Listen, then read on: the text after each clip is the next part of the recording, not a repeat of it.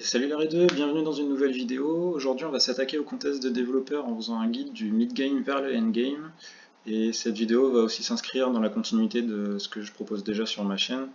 Il y a beaucoup d'infos à donner, donc je me suis permis d'écrire le script afin d'être plus concis. J'espère que ça vous plaira et que je ne ferai pas trop machine sur la récitation entre guillemets. Ce qu'il faut savoir, c'est que je ne vais pas pouvoir vous présenter les différents builds en fonction des modes de jeu, etc. Parce qu'à ce niveau, il y a trop d'aléatoires qui entrent en jeu. En fonction de si vous avez eu des items plus 1, plus 2, des mode power ou non, en fonction que ce soit la ceinture, que ce soit l'anneau, que ce soit l'amulette, etc. Ça varie trop, donc je vais simplement vous montrer les structures et les équipements à avoir dans ces builds-là, et aussi quelques conseils pour les améliorer, pourquoi pas. Alors tout d'abord, pour que cette vidéo vous soit utile, il faut avoir des prérequis qui vous permettront d'arrêter de farmer les rifts classiques, comme je vous avais expliqué dans mes précédentes vidéos. Donc pour ça, il vous faut au moins 1 plus 2 au set mythique et inférieur. Donc vous voyez, c'est ce petit là, effect plus 2 mythique set or lower. Soit via le set Power of God, que je vais vous montrer ici. Normalement vous connaissez déjà, voilà, ce set là, donc avec les deux équipements vous débloquez le 2-7 qui vous donne plus 2, soit via une partie de ce set plus un anneau Behemoth, Void ou Winter, voilà tous les anneaux qui donnent des effets random, ou encore l'amulette Yggdrasil, donc qui vous donne plus 1, et du coup si vous rajoutez un de ces deux items, ça vous donnera le 2-7 qui donne plus 2, alors ça se stack pas, ça fera pas plus 3, mais ça fera quand même plus 2, ce qui est déjà pas mal, vous pouvez utiliser la ceinture aussi plus 1, enfin bref. Ou soit encore, si vous avez eu de la chance, vous pouvez avoir directement, comme j'ai moi, ici, un plus 2 directement sur un item, que ce soit la ceinture du gobelin, le behemoth, la shard of winter ou le nouveau void. Voilà, peu importe, si vous avez déjà le plus 2 directement dessus, c'est mieux. Donc normalement, sauf si vous avez justement été très chanceux et eu un plus 2 très tôt, vous devriez avoir un exemplaire de chaque item éternel, avec une bonne base et de bons substats. Donc ce que je veux dire par là, c'est que normalement, voilà, tous les équipements qui sont ici, sauf ceux évidemment qui sont des, comment dire, des saisons précédentes, voilà, normalement vous avez un équipement de chaque. Je vous ai déjà dit dans une précédente vidéo de garder toujours le meilleur de chaque item éternel, parce qu'on ne sait jamais ce qui peut servir. Donc voilà, essayez d'en garder un avec une bonne base et de bons substats. Les substats, pareil, vous pouvez voir dans les vidéos précédentes, ceux qui sont intéressants en fonction des équipements. Donc si vous avez tout ça, vous pouvez accéder à ce qui est pour moi le mid-game, late-game. Sinon, vous devriez continuer de stacker les Eternal Tokens, donc en faisant les rifts classiques. Ici, vous farmez les rifts classiques, vous désenchantez, vous gagnez les Eternal Tokens, vous faites des pools dans le store, etc. Afin d'avoir justement ces équipements et donc d'avoir les prérequis. Une fois votre stuff optimisé, vous pouvez donc abandonner le farming de failles classiques, comme je vous ai dit, et commencer à investir dans les failles saisonnières. Donc quand je dis stuff optimisé, c'est ce que je vous ai expliqué, le plus 2, et puis des équipements qui ont une bonne base et de bons substats. Donc au début, les failles saisonnières vous donneront moins d'or et d'Eternal Token que si vous faisiez des rifts classiques, puisque je vous rappelle que une entrée de failles saisonnières coûte 25 failles classiques. Donc au début, faire 25 failles vous donnera plus d'or que de faire une seule faille saisonnière. Mais ce qu'il faut savoir, c'est que ça vous permettra d'avoir accès au shop saisonnier, dans lequel on peut souvent retrouver de très bons items et skins, ici, avec la ressource saisonnière. Voilà, vous avez des skins, vous avez des équipements qui sont souvent très très forts. Actuellement, là, ils sont méta. Vous avez un familier aussi, enfin un compagnon. Et donc ça va devenir votre priorité numéro 1, puisque ces équipements sont vraiment très forts. Ce qu'il faut savoir aussi, c'est que ces failles ont des effets particuliers propres à chaque saison. Excusez-moi, petit problème de chat. Viens là. Ici, vous pouvez voir qu'il y a des effets particuliers, donc qui sont propres à chaque saison et qui dépendent aussi du niveau de la faille. Vous pouvez voir que ça varie ici à droite. Donc vous pouvez, jusqu'à la faille 13, utiliser un build gold classique. Donc je vais vous montrer la base. Imaginons là par exemple j'ai mon premier item de la panoplie du set Power of God, là le deuxième. Donc j'ai ces deux items là qui sont bouchés, ça me donne mon plus 2. Il me reste un slot d'anneau pour mettre le Dropnir, comme ça j'ai du gold et du Rift Advance Reward Rate. Ce qu'il faut savoir, c'est que les points de saison dépendent aussi de votre Rift Advance Reward Rate, donc essayez de l'avoir quand même assez haut. En plus de farmer ça pendant le bonus de guild ship et les vaisseaux de guild qui donnent plus 50% aussi. Vous utilisez en plus la ceinture qui vous donne du gold et du Rift Advance Reward Rate aussi. Si vous avez un équipement unique plus 2, imaginons ça qui me donne plus 2, vous pouvez en plus utiliser pourquoi pas l'amulette ou les boucles d'oreilles. Mais voilà, ça va être la base. Vous avez le plus 2 ici, vous avez le 7 Odin ici, le 7 Empereur ici. Après le reste, vous mettez un petit peu ce que vous pouvez. Alors évidemment, vous pouvez toujours optimiser avec le 7 légendaire que j'ai ici. Excusez-moi, je l'ai enlevé. Non, il est là. Voilà, donc ça c'est un set légendaire que j'ai monté en mythique, mais voilà, qui peut donner avec le 7 plus 2, plus 25% de gold. Donc voilà, c'est toujours ça. Vous avez aussi des bots que vous avez régulièrement en event ici, qui donne plus 20% de gold obtained increase. Pareil, il faut le 7 plus 2, puisque vous pouvez voir que c'est le seul item de la panneau, mais il faut votre de 7. Bon, ça donne un peu de mouvement speed, mais bon, c'est pas foufou non plus. Et donc voilà la base. Vous utilisez autant d'items empereur que possible. Si vous pouvez en utiliser 2, vous gagnez encore plus d'or. Vous avez aussi ce nouvel item là qui est sorti à l'update précédente. Voilà, si vous ne l'avez pas, tant pis, l'utilisez pas. Si vous l'avez, ça peut être pas mal de l'utiliser. Je suis pas sûr que ce soit mieux d'utiliser, par exemple, si vous avez que cette place là, ça pour avoir plus de gold plutôt qu'un seul item. Ça vous donnera quand même 50% de gold de moins, mais 60% de Rift Advance Reward Rate en plus, donc ça vous donnera plus de points de saison. Donc bon, après à vous de voir en fonction de vos priorités. Et donc jusqu'à la faille 13, voilà, vous essayez vraiment d'être full gold. Voilà, vous essayez de monter, vous pouvez monter à 800%, etc. Évidemment les compagnons on met full gold, les skins on met full gold aussi, le maximum qu'on peut. Si vous avez suivi les conseils que je donnais dans mes vidéos précédentes, vous devriez avoir un slot d'armes, de shield et de casque ou torse, le meilleur des deux, amélioré. Et donc ça va augmenter vos stats exponentiellement. Normalement vous avez focus sur les trois. Ce qu'il faut savoir, c'est que cette augmentation va pas suffire, puisque même si elle est exponentielle, elle est valable que pour l'aventure et les failles. Les failles étant votre source numéro 1 d'or, il faut continuer à focus cette optimisation. Par contre, on va voir plus tard que arriver justement au mid-game, end-game, ça va plus suffire. Donc une fois les équipements et skins utiles obtenus dans le shop de failles saisonnières, ça dépend de chaque saison, donc je ne vais pas préciser, mais vous savez à peu près les skins intéressants à avoir. Vous allez pouvoir dépenser vos points de saison dans les tickets de tiers, qui sont vraiment intéressants ici. Et c'est là que les choses, justement, comme je vous disais juste avant, se compliquent. Comme vous l'avez sûrement déjà remarqué, donc les stats de tiers sont très différentes des stats d'aventure ou de faille. Et en fait, c'est les mêmes que les stats PVP. Donc si vous allez sur vos équipements, ici par exemple, vous avez vos stats ici, mais en dessous vous avez PVP stats. Et vous pouvez voir que la différence est quand même flagrante. Et ces stats n'augmentent pas exponentiellement, et pour les optimiser, en fait, l'idéal ce serait d'augmenter chaque item de manière équivalente. Alors l'épée, l'arme, donnera toujours plus de statistiques que les anneaux, mais vous pouvez voir que la différence est quand même moindre, puisque là on a 3 fois, l'arme donne 3 fois plus que les anneaux, alors qu'on peut voir qu'avec le stat exponentiel, on a beaucoup plus. Et donc c'est l'opposé des failles, on va essayer d'augmenter de façon harmonieuse un petit peu tous les équipements. Donc il faut trouver un compromis entre failles et tiers. Les failles restant prioritaires, on va continuer à focus ces trois slots là. Mais à force de farmer les donjons de tiers, vous allez gagner des foods. Comme précisé dans ma vidéo sur les tiers, vous allez tout désenchanter, ce qui est plus haut que rareté éternelle 3 étoiles. Donc tout ce que vous allez drop à partir du tiers 5, si je ne dis pas de bêtises, vous allez désenchanter, puisque ça va vous donner plus d'éternel token que d'XP, par rapport au rapport XP Eternal Token.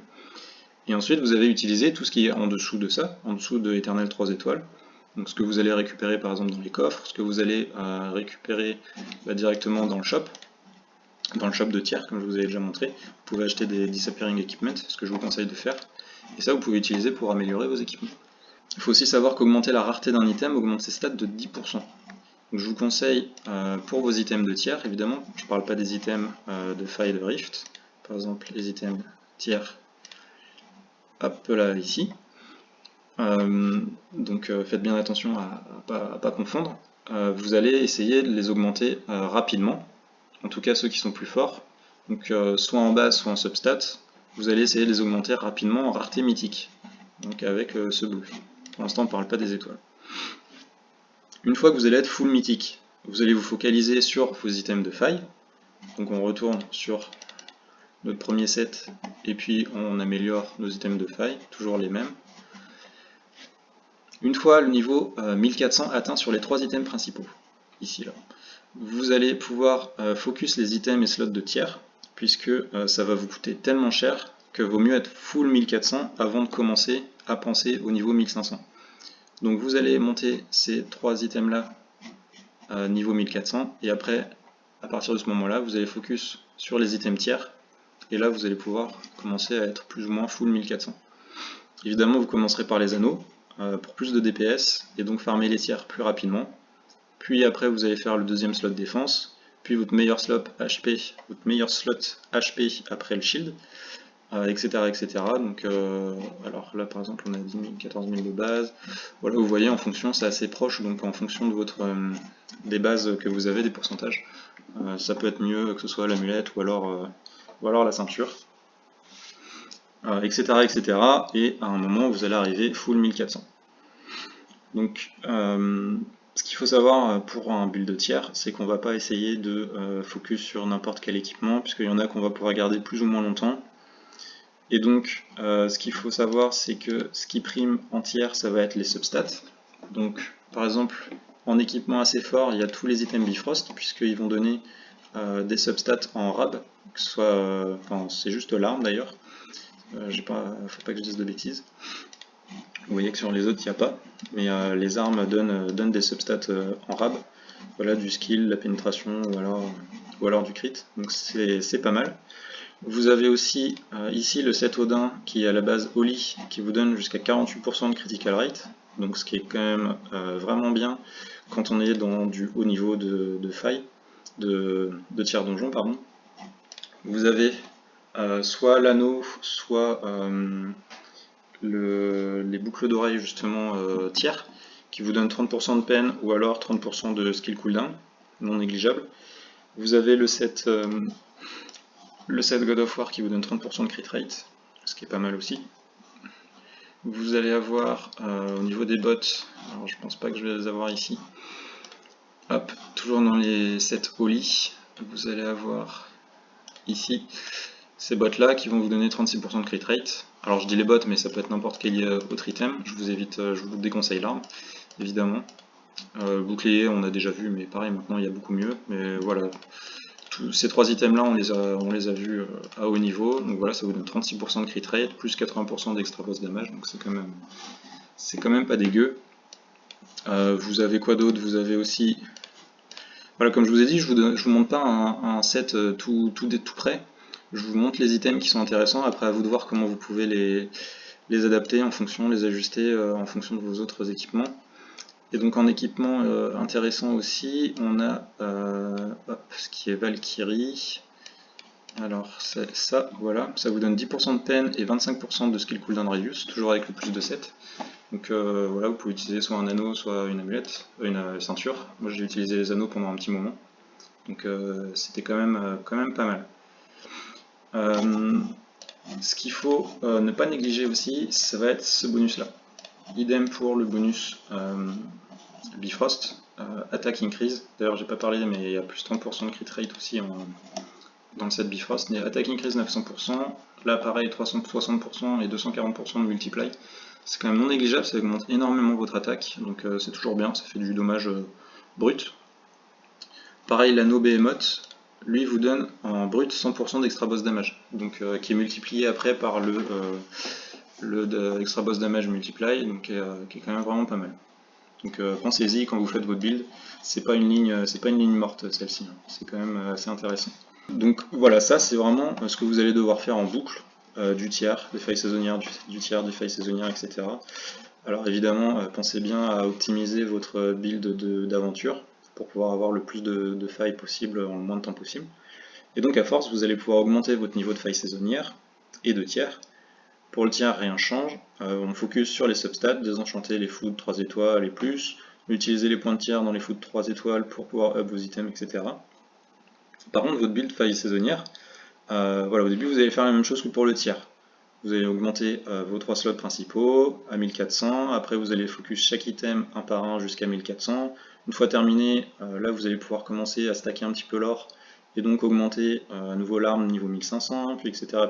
Mais à ce niveau-là, normalement, vous n'aurez plus besoin de mes tutos, vous connaîtrez le jeu assez bien. Avant ça, avant d'arriver à ce niveau-là, vous devriez avoir atteint la faille saisonnière 13, le niveau 13. Il faut savoir qu'à partir de là, chaque niveau supplémentaire gagné vous rapporte beaucoup plus d'or. Donc ça devient, au début c'est pas le cas, mais à partir de la faille saisonnière 13 et plus, ça devient rentable de sacrifier du gold % pour du DPS ou de la survivabilité, en fonction de comment vous arrivez à partir de la 14. Et donc ça devient rentable si ça vous permet ça de pouvoir clear une faille supérieure. Vous pouvez sacrifier jusqu'à la moitié de votre bonus gold pour monter de faille. Même si vous stagnez en gold, vous allez gagner quand même plus d'XP et de points de saison. Et donc ça va devenir quand même assez intéressant, à condition évidemment de pouvoir clear en un temps raisonnable. Moi je vous conseille aux environs de 6 minutes. À partir de 8-9 minutes ça devient assez compliqué. Sauf si en 8 minutes par exemple vous clearez la faille 14 par exemple et que vous gagnez quand même 2 fois plus d'or que de la faille 13 en 4 minutes. Vous passez 2 fois plus de temps, vous gagnez 2 fois plus d'or, mais au final vous allez utiliser 2 fois moins de clés de faille, donc ça reste quand même plus intéressant. Par exemple, vous pouvez voir moi, dans mon set de Flame Rift, alors là je suis un peu bloqué sur la faille 17, je galère un peu pour la faille 18, il me manque un peu de DPS, donc je commence à être plus ou moins full gold, mais au début j'utilisais la ceinture gemme pour être maxé. Là j'avais pas 7 gold, j'avais celui-ci, comme ça me permettait d'avoir du Rift Advance Reward Rate, avec du DPS en plus avec le full set. Voilà, après évidemment des manpower parce que ça donne de la régène, etc. Mais voilà, rien qu'utiliser le full set gem, ça me suffisait pour monter énormément. Mais là, même là, vous pouvez voir que j'utilise quand même les bots. Je mets pas celle qui donne 20% de gold en plus. Et là, je mets pas non plus le torse ou le casque qui donne 25% en plus. C'est pareil, ça pouvait m'arriver d'être en full block. Maintenant, je suis en full gold parce que j'ai assez. Vous voyez, je suis full 1500, donc voilà, c'est plus trop un problème. Pareil, ici, je mets de l'extra boss dommage. Avant, j'étais en liche, mais voilà. Je suis quand même, par exemple, en 80% dodge. Ça, c'est du dodge. J'ai pas mis du gold, donc je pourrais monter encore plus haut. Mais je préfère voilà, focus sur le temps de réalisation de ma faille 17 plutôt que de faire du gold à fond. Donc, ce qu'il faut savoir, c'est que là, vous allez avoir vraiment le fond du jeu jusqu'au endgame, voire, enfin oui, non, endgame c'est le dernier niveau, donc c'est ce que vous allez faire encore et encore, et c'est ce que je fais moi encore à ce niveau-là, c'est ce que tout le monde fait vraiment, même une fois qu'on a terminé le jeu, entre guillemets. Au niveau des montures, voilà, je vous en ai déjà parlé, moi je vous conseille soit le Griffin, qui est pas mal, et si vous l'avez, le Génode, mais maintenant il coûte du VIP, donc ça coûte des vrais sous, mais faites comme vous pouvez. Pareil pour le titre, hein, vous utilisez celui qui donne le plus de tout, et puis si vous galérez, n'hésitez pas à utiliser soit ceux de guild, soit ceux des failles qui donnent un peu de DPS. À vous de voir, pareil les compagnons, vous ajustez, etc. Les skills, vous êtes assez limité, hein, on pense utiliser ceux-là, hein, c'est un peu les meilleurs. Ça m'est arrivé d'utiliser ceux-là voilà, quand je manquais un peu de survivabilité, mais clairement vous pouvez aussi échanger, voilà, mettre plus de dodge, mettre du block rake, etc. Enfin bref. Donc une fois que vous savez ça, écoutez, vous savez tout, vous savez comment jouer au jeu jusqu'à la fin des temps, entre guillemets. Ce qu'il faut savoir, c'est que à partir de ce niveau-là, vous allez pouvoir faire entre guillemets ce qu'on peut appeler un cycle. Alors c'est plus trop un cycle comme on avait connu, où là c'était, on avait carrément un rapport positif. Donc plus on le faisait et plus on gagnait finalement de ressources, etc. C'était à l'infini. Maintenant c'est plus le cas, ça a été nerf. Par contre vous avez deux cycles possibles. Vous avez le premier, c'est le cycle gold. Pour le cycle gold, je vous invite à regarder la vidéo de Pavel qui en parle hein, sur YouTube. Et en fait, l'idée, donc, ça va être de farmer les clés de faille. Avec les clés de faille, vous allez faire vos clés de faille saisonnières. Avec vos points de saison, vous allez acheter des tickets de tiers. Vous allez tout désenchanter, y compris les 3 étoiles, les éternelles 3 étoiles que vous allez acheter grâce à vos points de tiers. Ça va vous donner tout ça des Eternal Tokens, vous allez les pool, ça va vous donner des essences d'infinité, pardon. Et ces essences d'infinité, vous allez les créer ici. Vous allez créer des clés de faille avec. Et ces clés de faille vont vous permettre de faire encore d'autres failles saisonnières, etc., etc. Donc ça va vous donner un petit peu plus de gold à chaque fois en utilisant ces ressources-là. Et donc voilà, vous allez stagner dans le sens où vous n'allez plus augmenter avec les points de saison, enfin avec le foot, vous n'allez plus upgrade vos équipements. Par contre, vous allez pouvoir les enhance un peu plus puisque vous allez gagner plus de gold. Donc voilà, après c'est un rapport à faire en fonction de vous. Et le deuxième cycle qui est possible, et ça va plutôt être au niveau de la relique célestiale, pour ceux qui ont une relique célestiale assez basse. Donc je pense surtout à ceux qui n'ont pas le VIP 4, donc l'autodischant. Vous allez faire, alors c'est le même début, clé de faille saisonnière. Vous allez faire vos tiers avec les points de faille. Les points de saison, vous allez acheter des tickets de tiers, vous allez faire vos tickets de tiers, vous allez tous enchanter, vous allez pull vos Eternal Tokens, alors ça va vous permettre d'avoir pas mal d'équipements aussi, ce qui est pas mal.